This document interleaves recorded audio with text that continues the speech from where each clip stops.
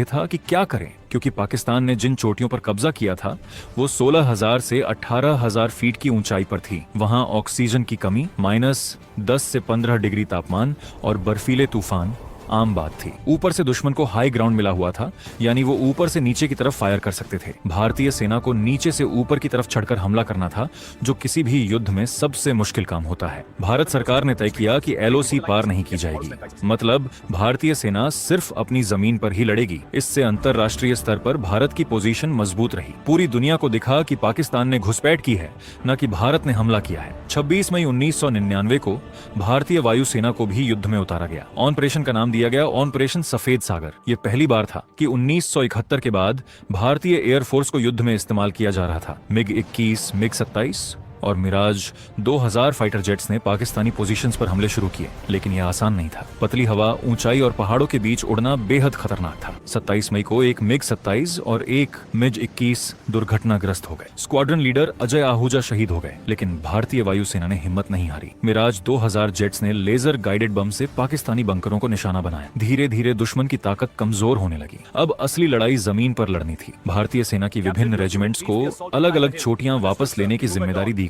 सबसे पहला बड़ा टारगेट था तोलोलिंग। यह एक बेहद अहम चोटी थी जो 16,000 फीट की ऊंचाई पर थी। इस पर कब्जा करना जरूरी था, क्योंकि यहाँ से पूरे इलाके पर नजर रखी जा सकती थी। 18 ग्रेनेडियर्स, 2 राजपुताना राइफल्स और 13 जम्मू कश्मीर राइफल्स की यूनिट्स को यह मिशन दिया गया। जवान रात के अंधेरे में चुपचाप चढ़ाई करते, एक एक कदम संभाल कर रखते, क्योंकि एक गलती मौत बन सकती थी। ऊपर से पाकिस्तानी सैनिकों की लगातार फायरिंग हो रही थी। ग्रेनेड्स फेंके जा रहे थे। कई जवान शहीद हो गए, लेकिन बाकी आगे बढ़ते रहे। 13 जून 1999 को तोलोलिंग पर भारत का तिरंगा लहरा दिया गया। यह कारगिल वॉर का पहला बड़ा विक्ट्री था। इसके बाद अगला टारगेट था टाइगर हिल। यह सबसे खतरनाक और सबसे ऊंची चोटी थी। इस पर इतने मजबूत बंकर बने हुए थे कि तोपों के गोले भी उन्हें तोड़ नहीं पा रहे थे। 18 ग्रेनेडियर्स, 8 सिख रेजिमेंट और 3 पंजाब रेजिमेंट को यह मिशन सौंपा गया। रात के 11:30 बजे हमला शुरू हुआ। जवान बर्फ और पत्थरों पर फिसलते हुए चढ़ रहे थे। हर तरफ से गोलियां बरस रही थी। ग्रेनेडियर योगेंद्र सिंह यादव अपनी टीम के साथ सबसे आगे चढ़ रहे थे।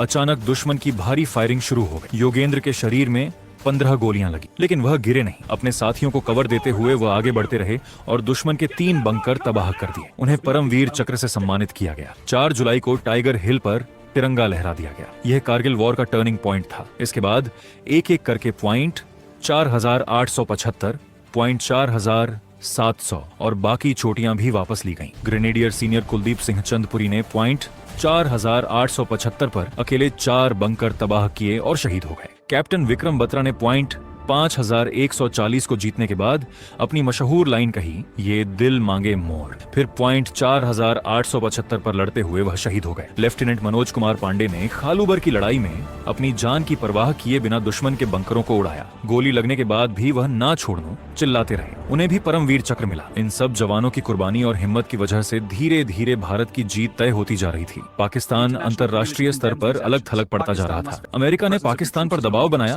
कि वो अपनी सेना वापस बुलाए।